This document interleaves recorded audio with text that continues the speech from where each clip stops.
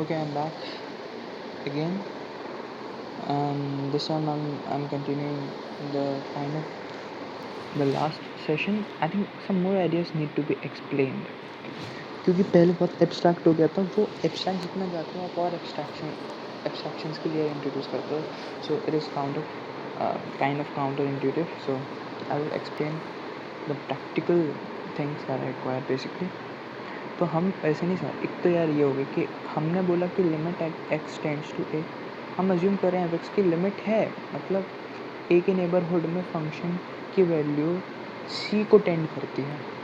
Is equivalent of के for all हर, मतलब हर epsilon कुछ भी हो सकता है के लिए एक डेल्टा नहीं पता एब्स्ट्रैक्ट, सी भी नहीं पता एब्स्ट्रैक्ट, एज्यूम कर रहे हैं कि है.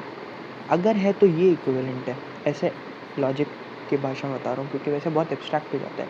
क्योंकि फिर आपको ये डिफाइन करना पड़ता है कि सी क्या है, डेल्टा क्या है. आप कैसे डिफाइन करोगे, अभी तो पता ही नहीं है. बट आप जो डेफिनेशन लगाओगे किसी वर्किंग केस में, उस केस में फाइंड करोगे तो मिल जाएगा.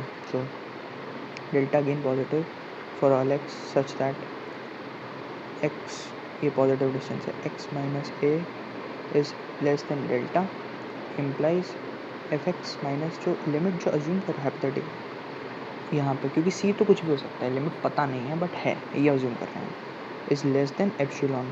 तो तुमने यहाँ करना था. तो ये दोनों इक्विवेलेंट डेफिनेशन है. तो एक्चुअली में समझने की बात कि हम हमेशा यही यूज़ करेंगे, LHL और RHL अलग अलग निकाल के, या फिर कॉमन लिमिट स्टैंडर्ड यूज़ करके लिमिट निकालेंगे. और अगर प्रूफ करना है कि लिमिट है, कि प्रूफ करो कि इसकी लिमिट सी है और ये है, तब यूज़ करेंगे, जैसे सीक्वेंस में कर रहे थे. ये समझ में आया. बहुत एब्स्ट्रैक्ट चीज़ें हैं. डायग्राम बता चुका हूँ मैं तुम्हें पहले ही. तो कुछ भी इस टाइप का होता है कि जो भी बोला था वो सही बोला था, मतलब लास्ट वीडियो में कुछ गलती नहीं थी एज सच. एब्स्ट्रैक्शन में सही था वो सब,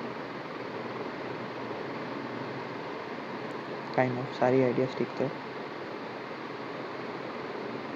बट अब क्वेश्चन आता है कि जैसे हमने बोला कि तुम अप्रोच का मतलब क्या, उस नेबरहुड में तो इन्फाइनाइट वैल्यूज़ हैं, तो कैसे अप्रोच करोगे. और वो इन्फाइनाइट की लेंथ क्या है, वो तो चेंज हो जाएगी. एक एप्सिलॉन 1 के करस्पॉन्डिंग डेल्टा 1 आएगा, तो ये डेल्टा 1 है. डेल्टा 2, सपोज डेल्टा 2 ये है, एप्सिलॉन 2 के करस्पॉन्डिंग को डेल्टा 2 आएगा, और ये इंटरवल्स तो चेंज हो जाएंगे. तो ऐसा लगता है कि यार ये तो बहुत दिक्कत आ जाएगी, बट द थिंग इज़ वो डेल्टा नहीं पता. तो वो अगर लिमिट एग्जिस्ट करती है तो ये कुछ भी लेंथ का नहीं होगा. So it depends on epsilon. तो एक्चुअली में एप्सिलॉन तो यार 1,00,000 भी हो सकता है, पर वो डेल्टा अगर सी एग्जिस्ट करती है अपने आप ही पता नहीं है ना, क्योंकि सी नहीं पता एग्जिस्ट. अगर सी एग्जिस्ट करता है, पता समझना चल रहा है, अगर तो सी एग्जिस्ट करता है तो डेल्टा ऐसा मिल जाएगा जो डेफिनेशन को प्रूफ कर देगा. समझे. तो इस एब्स्ट्रैक्शन में नहीं जाना है मैं. अप्रोच कैसे करते हैं नॉल, इसके बेसिस पे डेफिनेशन भी है कि जैसे एक्स एन सीक्वेंस से तुम अप्रोच कर रहे हो, x n are all the x that you approach a by, then जो इन एक्स एन पे एफ एक्स एन वैल्यू है वो सी को अप्रोच कर जानी चाहिए. ये भी सही बात है, क्योंकि अप्रोच कैसे कर रहे हो इससे फ़र्क नहीं पड़ना चाहिए. ऐसे अप्रोच करो तो एक्स एन, तो ये इन्फिनिट सीक्वेंसेस हैं, तो हर सीक्वेंस में अगर जो वैल्यू है वो लिमिट सी को जा रही है, एफ एक्स की वैल्यू सी को टेंड कर रही है, तो लिमिट आ रही है. तो ये भी लिमिट की डेफिनेशन हो गई.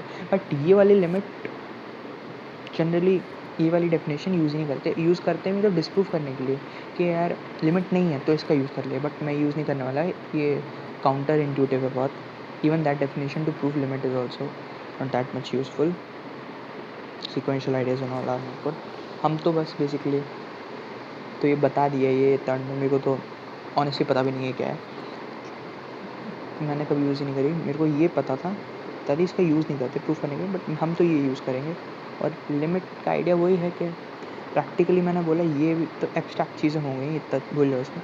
हमने बोला कि ए इधर है, जैसे हम बोलते हैं कि कोई ग्राफ है, ए को 1 बोल लो और इसका ग्राफ ले लो. तो हमने बोला ए पे वैल्यू क्या है, अरे क्या बोल ये देखो,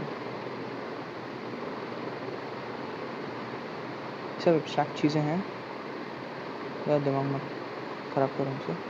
1 है, ये 1 है, ये 2 है. ये y equals fraction part of x का ये पता होगा मोस्ट प्रॉब्ली,